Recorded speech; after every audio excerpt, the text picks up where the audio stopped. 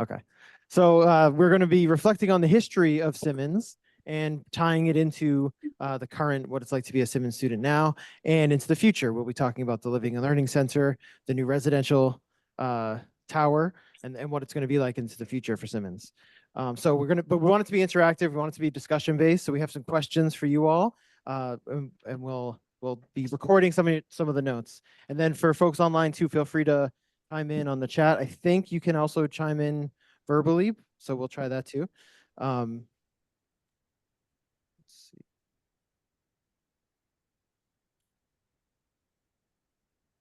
All right, so that's just an overview of what we're going to do today. We'll start with some introductions, talk about the history, Simmons now, and then into the future. So I'm Sean Goodspeed. I'm in advancement. I'm on the major gifts team. We have Lauren Sterling, class of '83 from Simmons, also in advancement. She's on the engagement team. And then Caitlin. Hello. My name is Caitlin. I am a current Simmons student. I'm a rising senior here in the nursing program. I'm here in Florida. Thank you. No, I'm just watching it on Zoom and I listened. I was Mute everybody. Oh, I see. Okay. I think that fixed it. Okay.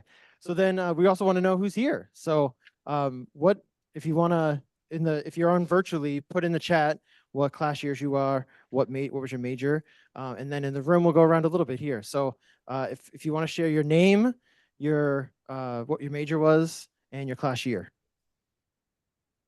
Hi, I'm Emily. Closer? Okay. I'm Emily Kramer Olson. I graduated from Simmons after creating my own major in broadcast journalism, and 5 years later, Professor Lyman saw me at the 5-year reunion and he said, "So Emily, after 7 majors, what are you actually doing?" I said, "I'm in my first year of nursing school." And they all started to laugh, but that's the one that stuck.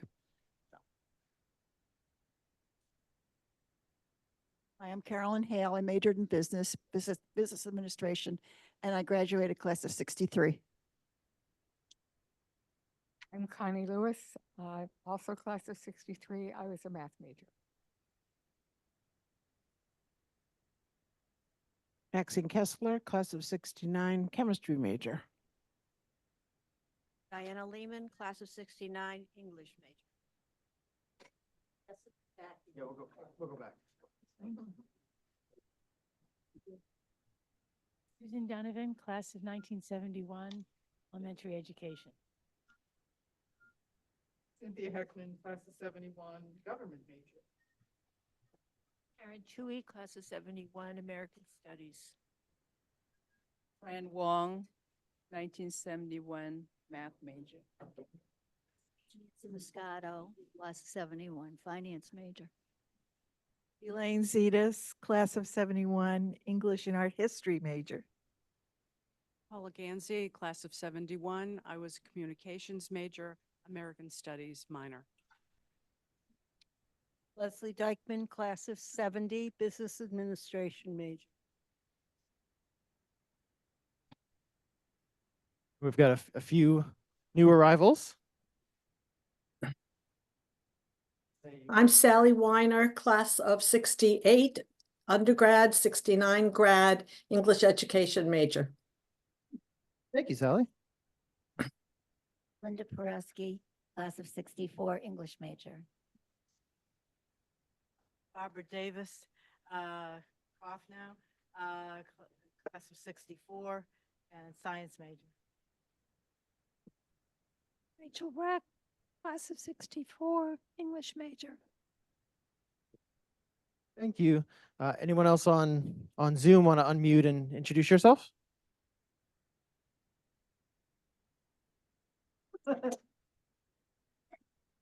Hi, it's Connie Carroll, class of '64, nursing, formerly Russo.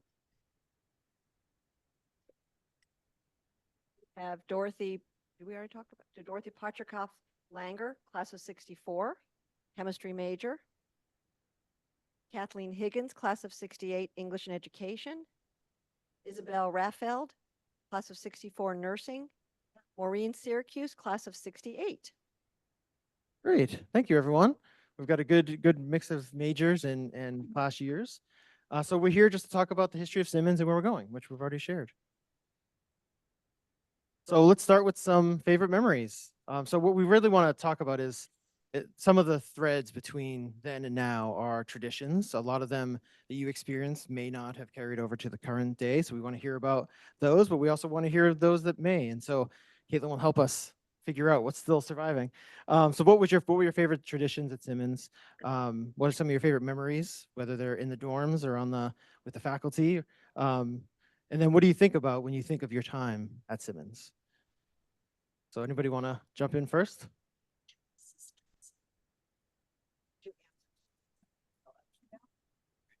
Good idea, instead of me running around.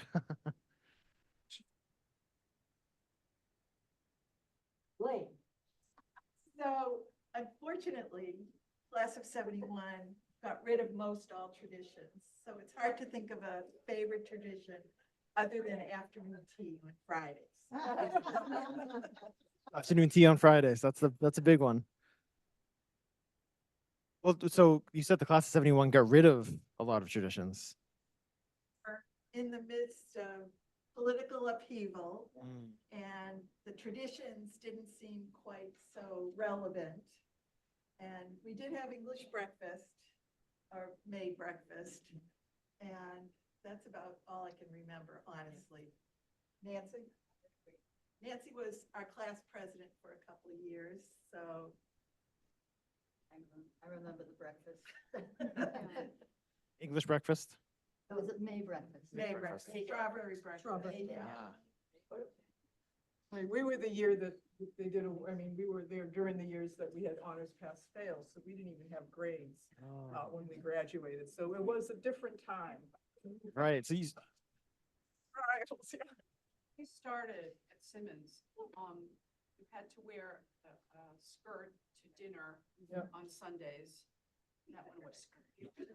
And then you had to, I think, wear a certain outfit to go to class. We wore jeans every day. Everything changed. And then we were allowed to have certain varietals, you know, which were the dormitory schedule where boys could not come into the dorm, and then they were allowed. Everything went by the wayside. Everything.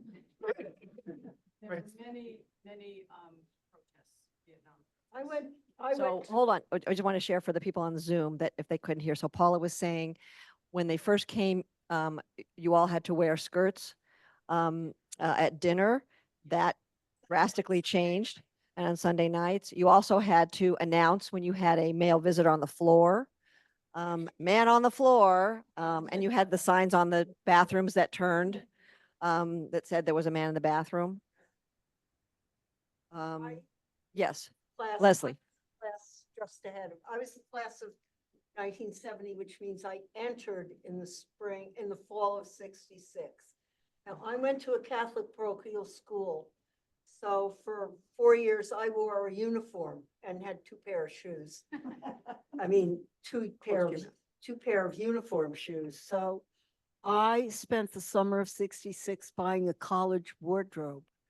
And then I got here, and by the second semester of 67, none of those clothes were able to be worn. I mean, and that was the year that jeans became something that farmers stopped wearing and everyone else wore. And so some of the traditions we had you were right, you were getting rid of traditions. There just weren't any traditions. I had more, but I lost. Okay, thank you. I'll share one of my favorite stories from the class of 1969. It was Barbara Nichols, class of 69. I don't know if anybody knows her. She remembers being at Simmons during this time of a lot of change, and she sat in at the president's office and other places to change the skirt rule and they could wear pants. And then she went to Cornell for her master's degree and was told, nope, you have to wear skirts, you can't wear pants. So she did it again there. I was like, Simmons women lead, right? So I know we're scaring you. Remember, we're taking away women's rights, and you're going to have to go back to wearing a skirt on Sundays. Yeah, I was class of 72, so we were around for all of that.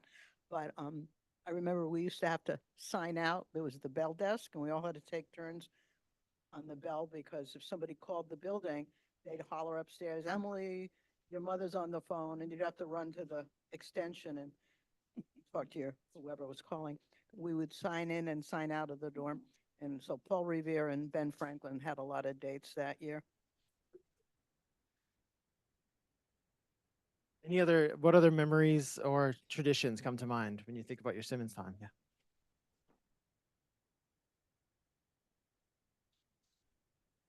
When alumni get together, the things they talk about are sometimes funny. It's like the inconvenience of things.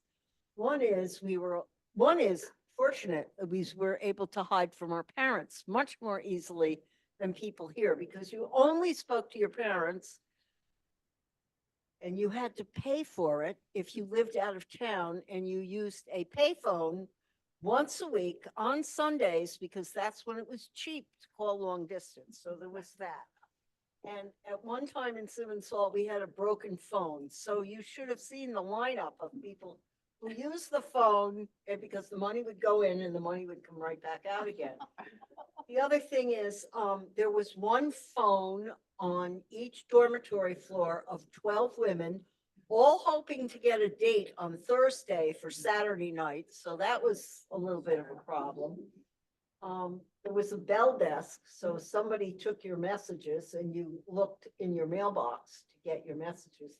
But these are the things that people talk about when they get together, is sometimes the inconvenience of life and, oh, how hard we had it. Anybody else?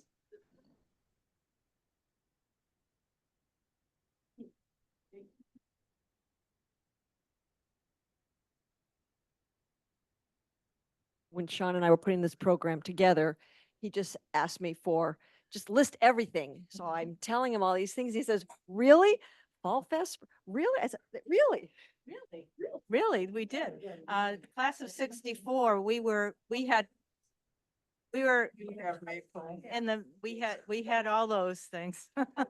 And there were, we had to wear skirts every day. And I was a commuter, and so I would have to, in the middle of the winter, wear skirts. And I think we were able to wear pants if it was -20 or something like that. I mean, it was ridiculous. It was. I'm old. Yeah. Class of 64 had all of these rules and regulations. The men weren't allowed in at all, right? Except at father and daughter weekend. And then you had to have the doors opened and the feet on the ground. 2 feet on the ground. Yes. I don't know if anyone was in this dormitory where you had to yell flush. I thought I was going to say this and feel so ridiculous because what it was is if someone was in the shower and you were on the toilet, if you flushed the toilet, the shower went hot. So you had to yell. You had to yell. Yes, it was Simmons Hall and you had to yell flush. I wanted to correct the 2 legs on the floor. It was just 1 leg that had to be on the floor. Oh, yeah, that's when my ear was that. In our year. So I have a question. Because I think that all these things that we're talking about are just symptoms of how far things have changed, how much things have changed. Because it's ludicrous now to think about all those things, all those rules. And so I was really surprised, honestly, about the tea that's being planned for this afternoon. When they suggested that we wear white gloves. We used to do that. Yeah, we did wear white gloves. And it wasn't a memory that I want to return to. So I guess I wondered how everybody else felt about it. Yeah. Silly or I think by the silly or s- I think by the 1980s, thank you to the classes of the 70s, by the 80s, we got rid of that. The white gloves at tea.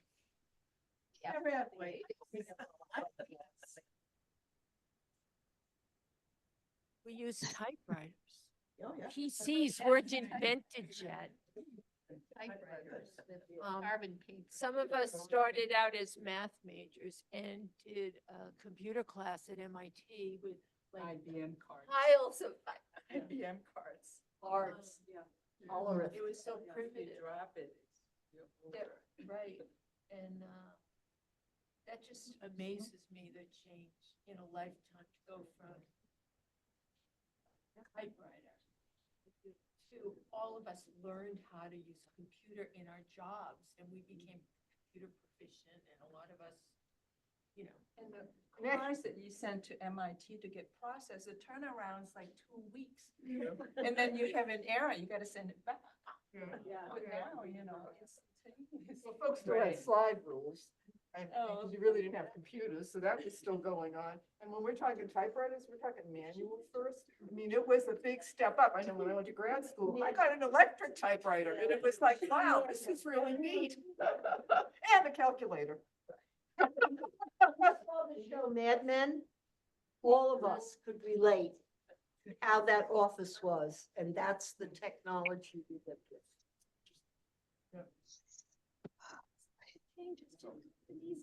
One more later arrival. So what we did at the start was share our name, class year, and major. Meredith Phelan Schober, class of 1954. I came in late, I'm sorry, so I might repeat something. But I can remember President Beatley insisted that there be no Coca-Cola in the cafeteria. That was taboo. And I can remember walking into the cafeteria, and on the wall, there was a small framed section of a lung of somebody who had smoked. However, there was a smoking room. Overwhelming. And if you were on campus, jeans were not allowed to be seen. You could roll them up and wear your raincoat to cover them.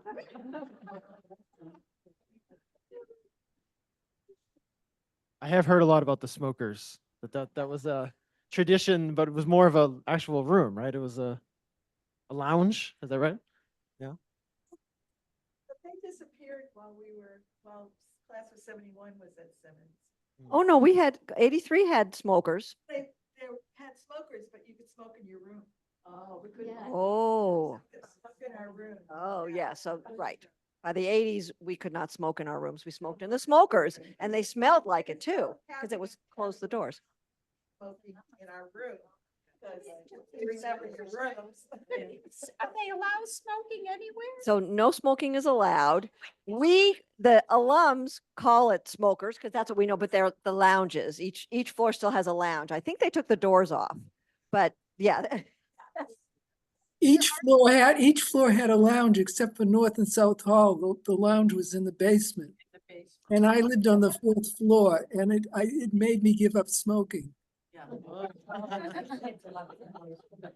Yes, so there are different lounges in each of the buildings, but it is a smoke-free campus, so no one's smoking in any of those rooms. But it is a great place to like just hang out with friends and do homework and whatnot.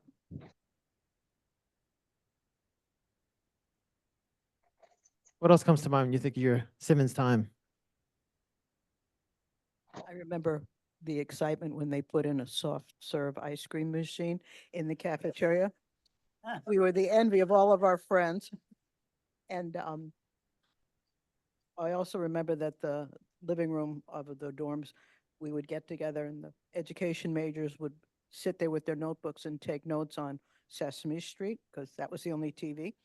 And also some of the soap operas.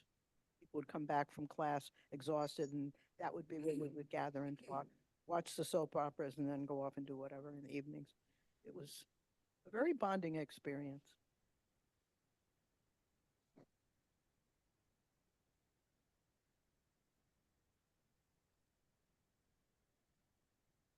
So one of my memories, I was a commuter the first year, so it's the commuter lounge, and a number of us actually were commuters early on, so that was interesting. But the one thing I wanted to mention was gym as a freshman. Everybody remember what the gym was, this narrow little area, and I mean, and you had to take it to, to pass through the first year. We had such wonderful things as fencing. It's like tennis, but fencing is the one that I still remember to this day, and it's really funny because I work out at our local gym, and I can oversee the when I'm on the bike, I can oversee the main huge gymnasium where it's big enough for having multiple basketball and all, but there's actually instruction going on right now. It's come back, fencing. So that definitely has brought back a memory of me at Simmons taking fencing. On the wooden, the gymnasium. And I remember golf out here on the green. That was what I took for gym. Athletics has come a long way from this stuff. 'Cause how many athletic teams do you remember have like organized? Zero. Right. Right, before Title IX, right? Right. So we preceded Title IX. Yeah. Yeah. Yeah.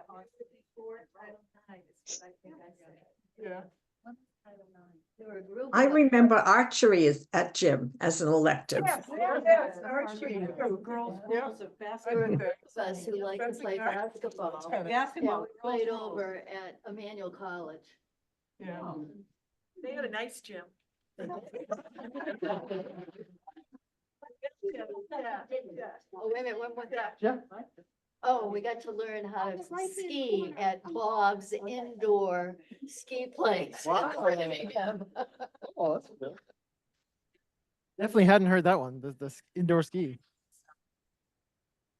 So where athletics is now is that our softball team is now back-to-back champions in their league. So Simmons has come a long way and doing well. Question. Yeah. When did the Sharks get, named the Sharks? Because it's before our time. Yeah. There were no Sharks. We have it in one of our presentations, but I thought it was like 1995. Yeah, my understanding was that there was a history of classes picking their own mascots. So the archives, the Simmons Archives in the library has a history of that. And then I think it was in the 90s when the university agreed to be the Sharks, and that's been like that ever since. What percentage at school now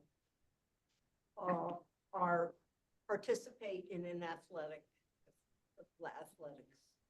on a team? I imagine they're one team per kid, or there's some girls. So there are 9 Division III teams. I thought I had a slide for it, but maybe not in this presentation. So there are 9 of them now. As Sean said, the softball won, champions of the world. Go ahead. Yeah, also through the colleges of the Fenway, there are different like intramural athletic teams. So some people are involved through that. I've had a couple volleyball championship games over at Emmanuel. Their gym is still very nice. But there's also things like the dance company that we have here and other kind of like workout classes that people take. So I'm not sure a specific statistic on how many people are involved in athletics, but there's kind of a bunch of different levels of involvement that you can choose if you want to be involved in something like that. Great. And we'll use that. We'll continue the conversation, but we'll use it to start to transition to Simmons now. If this video, okay. So this is a video from a couple of years ago. You can see it's 2021. You'll note that there's a lot of masking. You can tell it's very 2021 feel, but I thought it was a good day in the life of a Simmons student.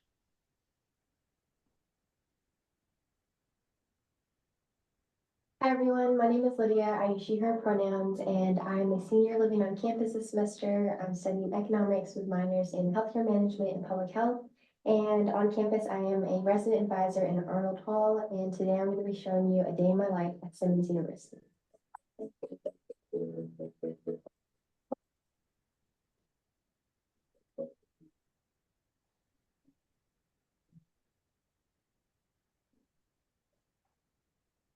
So I just finished my HR for Managers class, and now I'm gonna get ready because I have volunteering at Mass General Hospital.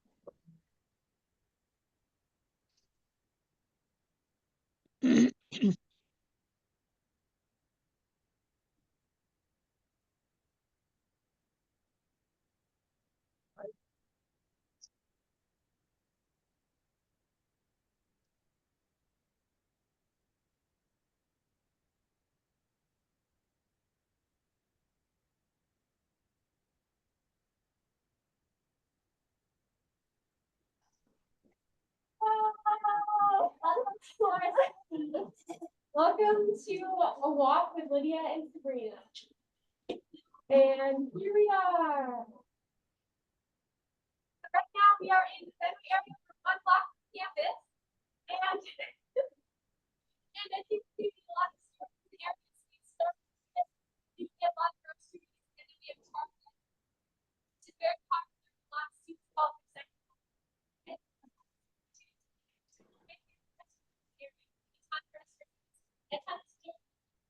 and a ton of sights to see. So let's go.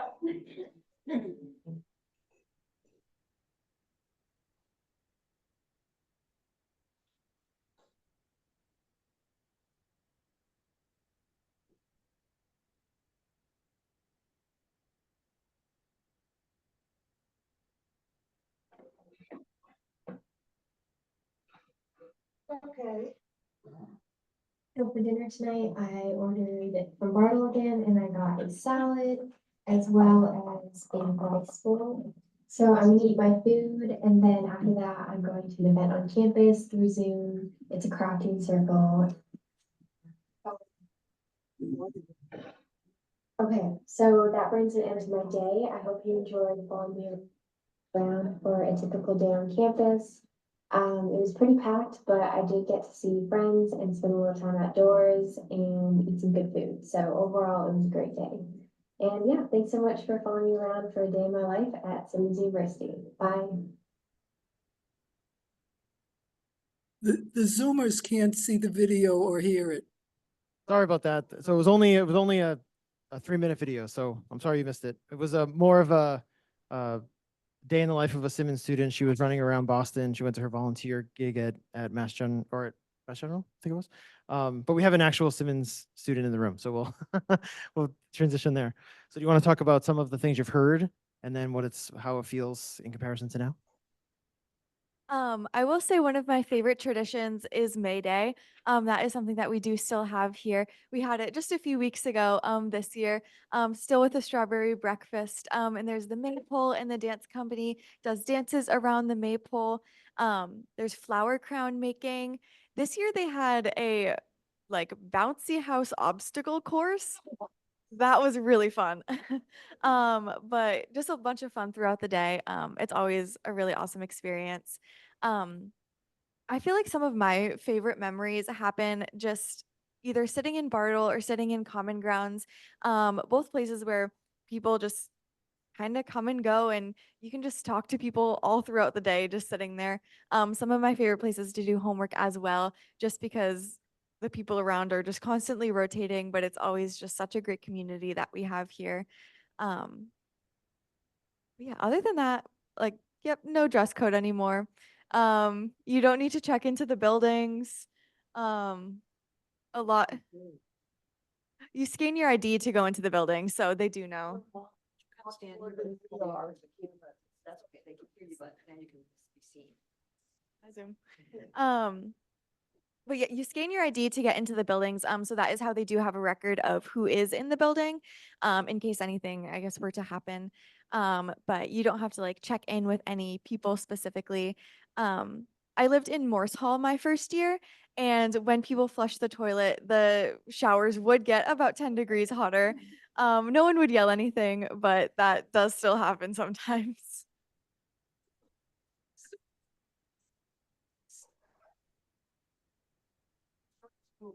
Oh, I see it. It's following you.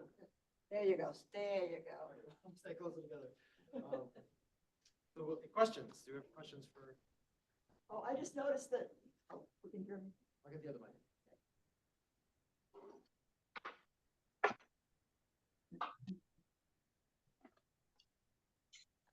I just noticed that she said she could get a takeout from Bartle Hall, and we used to have to actually go and have our meals there. That's interesting. I think because this video was filmed during the year that the campus was closed due to COVID. So we all do still go to Bartle to get the food. But I think this was just COVID protocols, kind of just what was happening right then. But that doesn't happen often anymore. They make exceptions. Like if people are sick and things, they can package food up. But for the most part, people do go to Bartle to have their food. Oh, and one thing I wanted to mention too about our class is that we had to live in the, if you had to live in the dorms, you couldn't live in, if you're a community, that's different, but if you had to live in the dorms, you couldn't get your own apartment even through senior year, so. Yes, housing is like very highly recommended basically for first year students, but then they guarantee housing for your first 2 years. After that, it's not guaranteed. So a lot of people do move off campus their junior and senior years, but I'll be on campus all 4 years. The first time I had a cheeseburger, and my parents did not keep kosher, so it had nothing to do with meat and milk, was at Simmons. I think the first time I had rice was here. I mean, I come from an Irish family, and food is very bland in an Irish home. But anyway, there were no one I knew at college was allergic to peanut butter, wheat, or lactose. And everyone, it seemed, ate meat. So the food choices in Bartle Hall have got to be different. What are they? Yes, they are definitely different. Bartle is free of the top 9 allergens that are, I think, decided by like the CDC or someone. So there are no peanuts in Bartle at all. They do have burgers. They do have cheeseburgers. They are very good. Definitely lots of rice as well. But there are specific gluten-free and vegan stations. I really like the stir fry that they have. They'll like make it with whatever toppings you want. There's a salad bar, a sandwich making station. There's different like fruit and yogurts, soup, a bunch of different options that change every day with some type of vegetable, like a grain or starch and some type of protein. The chicken piccata, I think, is my favorite. In the early 1950s, the library was on the top floor where the Trustman Gallery is. So I went up there today and I remembered, of course, it was not air conditioned. There was no elevator other than a freight elevator if you broke your leg skiing. Up all the stairs, very hot up there. And I remember not long after I graduated, they had a huge fund for a new library building. And now we have a different library building of that one. Right. Oh, I know. I was going to say something about the food. When I was a freshman, if you missed a meal, too bad, that was it. And there were no restaurants really within walking distance. There was like a bagel store and there was some sort of grill. I forget what that was. Variety store. Yeah, yeah. Alley's, yeah. Yeah, it's a little grill, but it was like too bad. And we didn't have refrigerators. I think when we moved to Morse Hall, we could get a small refrigerator. And then eventually too, they put telephones in the rooms. But the big thing was they added a salad bar. I think when I was a sophomore, that was big stuff. And so I would have salad like every day for lunch, but food was a problem. You know, it was really difficult. Thank you. Yeah, but Fenway has changed a lot, right? Well, That video made me think of it, that you see quite a, even in the last 5 or 10 years, it's changed significantly. Any other questions for what it's like now at Simmons? Do you still have a parent-child weekend? I mean, it was father-daughter when we were here. I don't know what it is now. Rings, is there a ceremony for rings? Are there rings? There were 2 questions. The first one was, is there still like a parent like child weekend. That does happen each year in the fall, usually at the beginning of October. They plan a bunch of different events all throughout Boston, but it's always a great time. This past year, there was like tickets to go to the Blue Man Group. There was like a bus tour of different places, as well as like a bunch of events that happen on campus. But it's open to like any like friends and family. They call it like friends and family weekend. So it's very fun. And we do have class rings still. There's no ceremony that happens with them at all. And it's not too popular of a thing. I do know some people who have like purchased them through the bookstore, but there is no like ceremony that happens with them.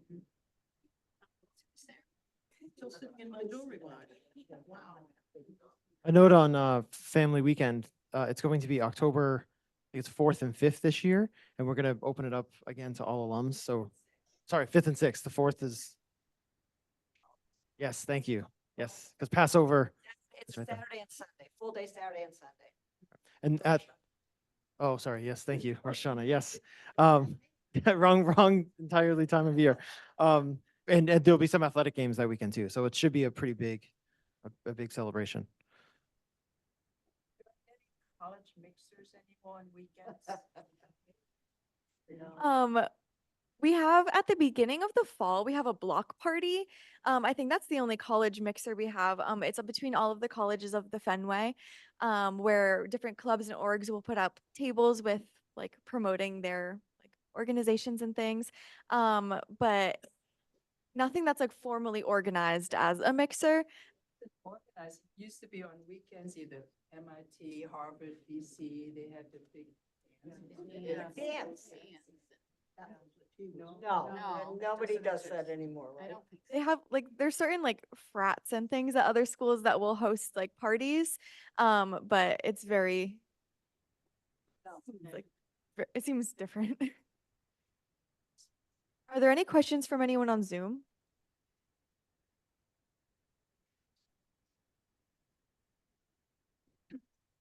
Checkaway is asking, I'd be interested in knowing more about students' mindsets, issues, ambitions today. Some of us alums experienced protest, dramatic changes to society, and a lot of change and growth. Today's students are experiencing a lot of change too. Suppression, denigration of truth, a big divide, threats to democracy, etc. I think that's a really great question. Kind of a loaded question as well. A quick answer is not coming to mind. But also a lot of us currently at the school started at Simmons in the midst of the pandemic, and either had school online or had a lot of like separation in the beginning of it. And then there's a lot of also just things going on in the world today.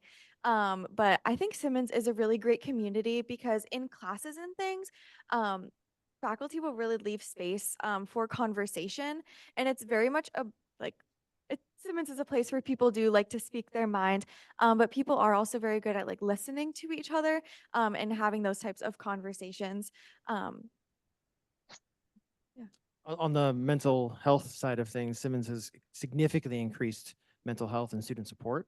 And so I've worked closely with, those programs. So we have the Reef Center, which is entirely devoted to student support. We've got a food takeaway, food pantry that was actually started because a Simmons student doing a study on the food needs in Boston and at Simmons said there's a need for it here. And so then we took that paper and created our own food pantry. Starting in 2020, Simmons alums contributed significantly to the Supporting Our Students Fund, which was like an emergency assistance fund.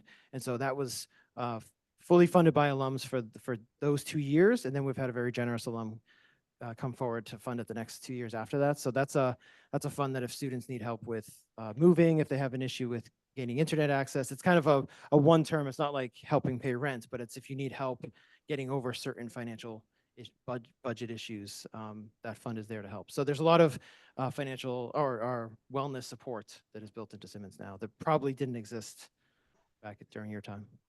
And we have the counseling center here as well. So students can go meet with different like therapists and like mental health counselors, either individually or in like different group sessions. So there's support in that sense as well.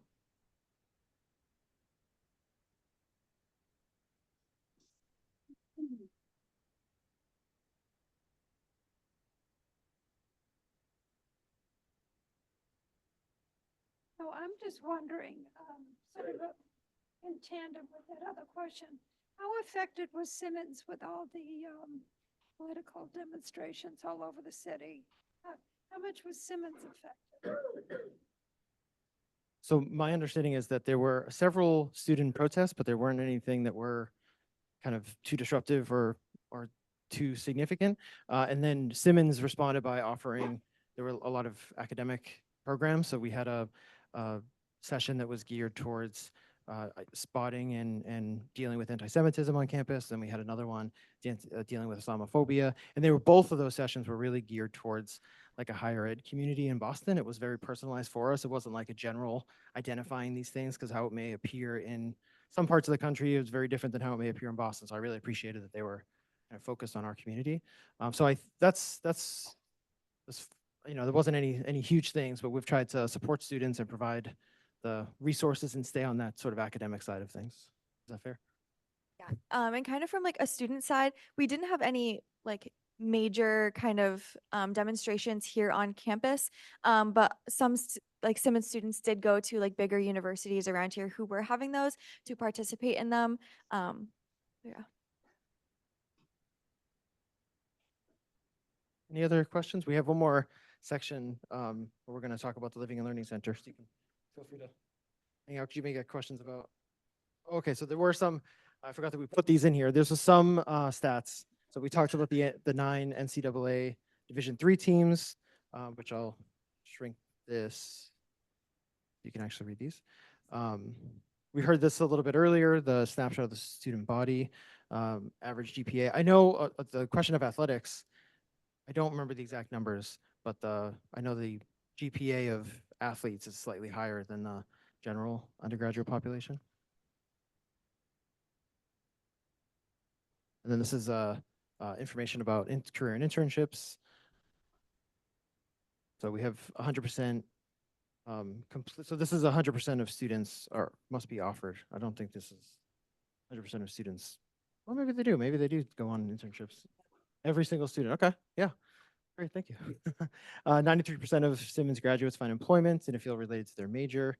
92% of Simmons graduates employed in grad school 6 months after employed or in grad school within 6 months of graduation.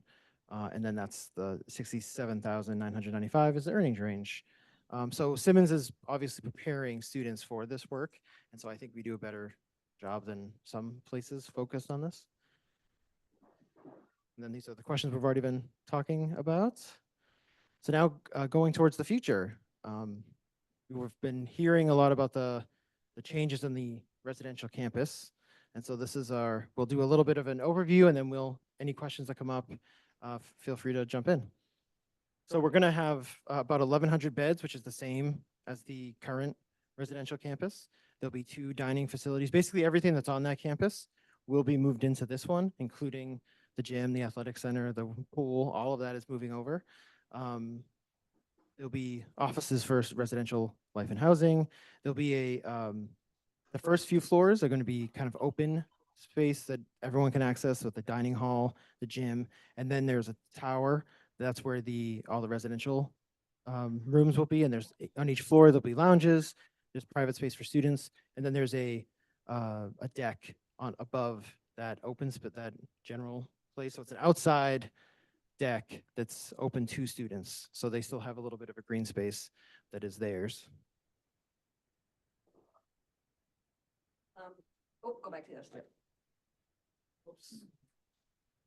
So to give you a perspective, this view right now is looking from Emmanuel College. Okay, so this is, all right, so you can understand, this is Avenue Louis Pasteur. This is the construction, everything on the right-hand side of the drawing. And the left-hand side is Beatley Lefevre, which will be in later on today. So that'll help because the next few drawings are the other direction. Good clarification, thank you. So you can see what this will look like from the Simmons academic campus where we're on now. And these are some of the renderings of what it will look like inside.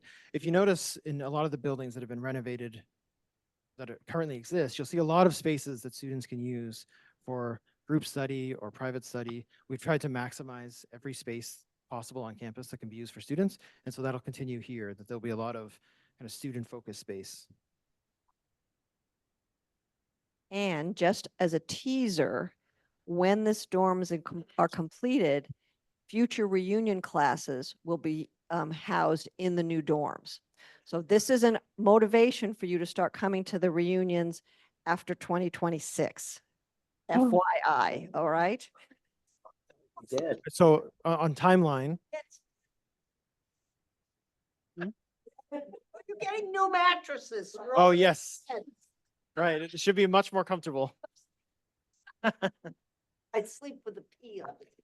On the timeline front, so as you can see for those on campus, that its construction is underway. The goal is to finish construction the fall of 2026, and students will move in between the fall and winter break, which we're figuring out the logistics of that because we don't want students to have to take their stuff home or move all at once. So we're trying to figure out the easiest way to make that happen over winter break. And so then when they return in the winter of 2027 is when they'll be fully moved in here.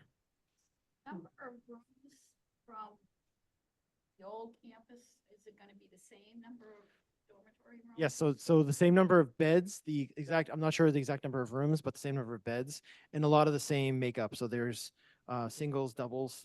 I don't think there's official suites, but there's like wings that could be used because there's different levels of bathroom access on each of the floors and each of the wings. Question is, so when they take over, that company takes over the lease on that property, are they gonna tear down the dorms and build new buildings?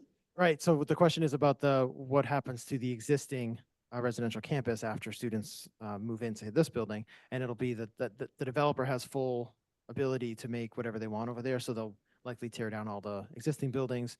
We have some veto power here that if Wellesley wants to move in there, we can say no. That's a competitive disadvantage for us, but otherwise they have full rights to it. And then at the end of 99 years, it reverts back to Simmons.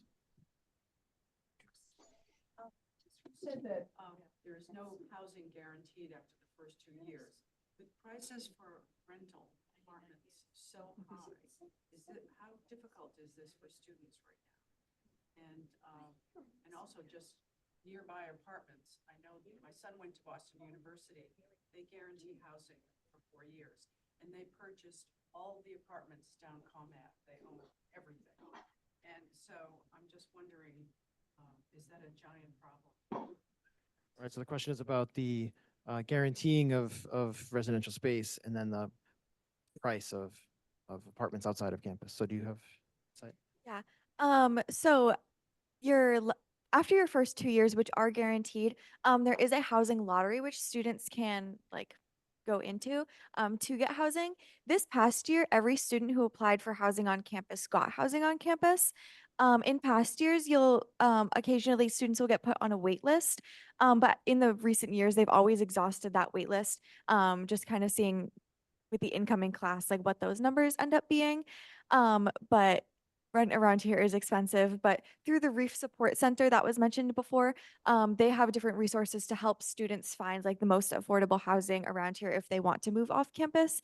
So there are supports, but Simmons doesn't own any apartments off campus. It is just what we have currently on the residential campus. Leslie? You don't want to own any more real estate. We have in Albany, New York, the College of St. Rose closed this year with a 4-month notice to the city of Albany. They have 87 buildings and laid off 600 employees.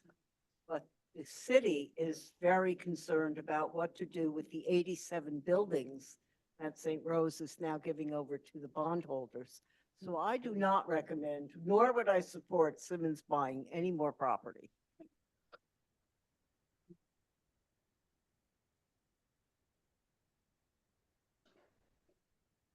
Probably yell. Thank you. The athletic center, is it going to be a super gym plus times, 5, 10 that the home center is? And will it be called the home center? Good question. So the gym will be basically a brand new state of the art gym facility, but there is discussion on which of the equipment is in good enough shape to move over and which ones, need to be fully replaced. In terms of naming, the other question about naming is that we have an internal Living and Learning Center Advisory Committee that Laura Brink-Pazinski, who some of you may know because she was in advancement for a long time, she's leading this whole construction effort, and she's leading that advisory group. And so we have folks from advancement who are on there, and we have folks from every part of Simmons campus. And so all these questions are on the table, like card access and event access, because there's a really nice event space that's planned to be built on the 16th floor, but that's in the residential area. So how do you manage an event space in a residential area, right? So there's like all these questions that are being discussed. So we've got another 2 years to iron it all out, but naming is the biggest thing for advancement. That's what we're one of our biggest, the two biggest issues we're bringing are what names are coming over, and then are there new naming opportunities? And the other one is what are the artifacts that are coming over? So we've been hosting a number of these events. We've had throughout the spring semester, we had a number of virtual sessions where where we met with alums and took ideas and notes, and we bring those back. So any ideas and notes here too, we have a couple questions coming up about that. So we're very interested to hear what are the physical things that you want to see from the current campus move over, and then what names are really meaningful for you. So one of the rooms in the home center, class of 71 named for one of our classmates who died early on. And, so we're concerned about what's going to happen to that room, because we've already paid our dues for that room, as did many people for to name the home center, the home center. So you wonder, what's going to go away and what's going to be kept. And may I suggest that whatever committees you have, you add some alums, and I don't just mean trustee alums. I mean alums, because the organization was really very helped by alums in the past. There was a very large alumni engagement. I realize, things changed, not in my consideration for the best, but I know you're on the upswing and you're headed in the right direction. And so alumni engagement, I think, really is important. For example, this weekend, I think you could have used some alumni engagement. You may have, but you probably didn't call all the people that you should have called, because there's improvements to be had to the weekend. It's very nice, don't get me wrong, and I don't live in the past, but one of my classmates said to me, "Oh, I remember when we came to our 45th and the 50th class walked into the luncheon en masse. And unfortunately, we were a 50th class during the pandemic, and we did not get that. Neither did class of 70. And then when class of 73 came, they got a reunion in person. So 68 didn't. Well, I don't know about 68. I only know about 73 because I have friends that are part of class of 73. In any case, I think we're owed that deference, and I really would like to have it paid in person. And the longer we wait, the less of us there will be. So, I feel very strong. And I have told Beth Kramer about this, and I voiced my opinion to whoever will listen. And you very kindly have all listened. However, I think you really have to we used to have committees, alumni fund committee, strategic planning committee, this and that. And reunion committee. Alumni executive board level. Yes, yeah. I was chair of the overall reunion at one time. And, I'm preaching to the choir. But in any case, please consider it, more seriously, because you're losing your opportunity, because the ladies in this room are, right there behind you, and we want to see you all of us move forward. This is really important to all of us and to our classmates that couldn't be here. So thank you. Thank you.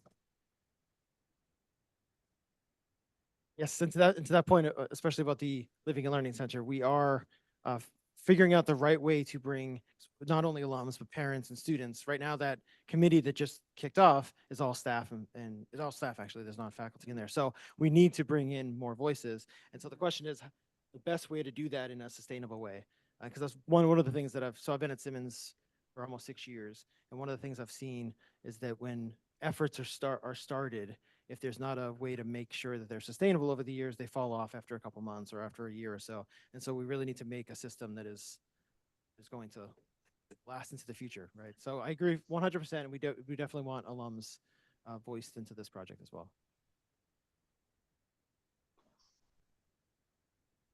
So here are some, we'll share these links afterwards, but there's links on the website there's a live webcam you can watch of the construction. There's also a YouTube video of the construction happening in the past. Okay, so these are the questions that we've already started to talk about, but that I want to make sure that we touch on. So now in terms of the actual residential campus and what needs to come over, what are the additions you'd want to see come over? What are the physical artifacts? What are the names, right? So names after classmates, if there's spaces over there. So there is we have a list of, if there's any philanthropic related names, those are preserved and we have to make a plan for those to come over. But there are the question of like residential halls that weren't named because of a donor, but were named because of, the life of somebody that was important to Simmons. And so those names also we want to value. So, so what comes to mind when you think of preserving the history of the residential campus into the new building? What do you think of?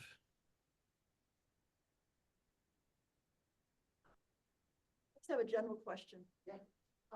We used to have corporations involved with Simmons like Gillette, which is part of P&G now, I think, Procter & Gamble, but I was wondering if there's, if we see that in the future, more corporations. Yes, so the question is about corporation involvement. And so Simmons does have a strong history of relationships with corporations and a lot of the local other organizations like hospitals. And so there's a few that have been really closely involved with the Simmons Leadership Conference. So Deloitte is one of the, somebody from Deloitte co-authored a book with Lynn Perry. And so there's a really strong relationship there. And there's a lot of companies that have continued to work with Simmons. On the philanthropic side, those have kind of fallen off over the years that we're, right. And so we have an effort, we're exploring a lot of the, through the athletic center in particular, through Daily Field, we're looking at there's a lot of shoe companies that are based in Boston. So New Balance and Reebok. And so there's some alums who have connections there that are helping us build some of those relationships. So it's definitely on the radar, but it needs to be built a little bit more. It's very helpful. Yeah. Right, exactly. Any other thoughts, questions? How about the folks on Zoom?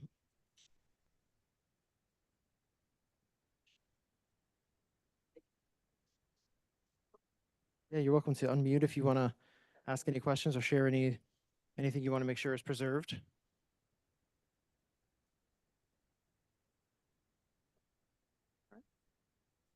Well, then what are the next steps? I think it's the next. So we've heard a lot about the importance of alum participation, alum feedback, preserving the history, and then honoring some of these traditions, which many that have maybe gone away, but we actually have a website that we'll email out also. There's a timeline of the traditions at Simmons that would be nice to kind of click through. And then continuing this conversation. So like I said, we had 3 virtual Zoom meetings throughout the spring where we invited all alums to participate to talk about the Living and Learning Center. This summer, we're planning 2 with Laura Brink-Pazinski, who I mentioned is overseeing the full project. She is going to host a more detailed summary of this project, because we realize a lot of alums don't fully know what the status is. You all have learned things throughout the weekend, but some people will come to an event and they haven't come to Simmons in years, or they haven't come to a virtual event in a long time. So she's going to help explain the whole process to everybody over the summer. And then we're going to continue to have conversations like this, take notes, and make sure that the alum voice is strong. So yeah. No, it's hard on the people who work here to schedule Zooms in a week that you probably have 50 meetings anyway. But one thing about the Zooms I've noticed is sometimes they're only run once. And if you can't make that one Saturday afternoon, you're done. So if you're going to have one, and you want to have a weekend one, it's probably good to have a weekend one, a daytime one, and an evening one with the same topic so that you can catch weekend people, the people who are retired and might have the afternoon, and working people who work. And I know it's hard because I've run Zooms and we have a classmate in Hawaii and one in Israel. And trying to find a time where the person from Hawaii and the one in Israel can be on the same time, we can't do it. So we flip-flop them. So time zones have a lot to do with it. Well, the Zooms that Sean has been talking about, we actually are doing a midday one and a evening one. A weekend one we hadn't considered, but certainly we can because we need to be able to speak to our alums when they can talk. And so and I agree that's very important. And we had the LLC, the 3 LLC Zooms that Sean has run have been recorded and we've been taking notes. So we are spending a lot of effort in trying to figure out how to gather all of this together. And you will continue to be invited. So you need to continue to accept our invitations. And the other note about those events is that we tried one in the spring that was geared just for athletics alums. We want to realize that there's different lenses that all alums see their Simmons experience, and so we want to try to tap into those when we can, because you may miss one that's a general alum one, but if there's one that's more important to you, you may tap into that one. So you're right. We have to try it in many forms to make sure that we get the input we want. Any other wrap-up questions or summary notes or ideas? Can I ask the student, so what do you think of what you just heard? What do you tell your friends? Yeah. I think it's the question was, what do I think about what I just heard? I think it's all very important, especially having like different voices, like keeping up with the just different things from when you were here and all of that. I think it's very important, and it's like makes me like, it's empowering to hear as well, knowing that like maybe like things that like we're changing now, that in the future those can like remain sustainably. But yeah, learning a lot about the Living Learning Center myself here today too. Where's your hometown? I am from Chelmsford, Massachusetts, so about 45 minutes north of here. What is the student thoughts on LLC? I'm sure it's varied and complex, but do you have any insights? I think people are just really sad to see the residential campus go. But also living in some of these dorms, like they need renovations. So it is exciting to kind of look towards like the future students. Like I won't ever be here to live in it. But those future students to have the nice dorms with a lot of new spaces. It's very exciting. Not having to walk between campuses in the snow. It's looking good. Also, it'll make the campus a lot more accessible. We do have a few different wheelchair users here, as well as people with varying like ability levels. So that's going to greatly improve things in that sense. But there's a lot of mixed opinions kind of overall amongst the students. Any other questions? Well, thank you, everyone. Thank you, everyone, for joining online. Thank you, Lauren, for taking notes and making sure the conversation goes well. Thank you for all of your experience and sharing your ideas. And thank you all the alums for joining. Thanks, everyone.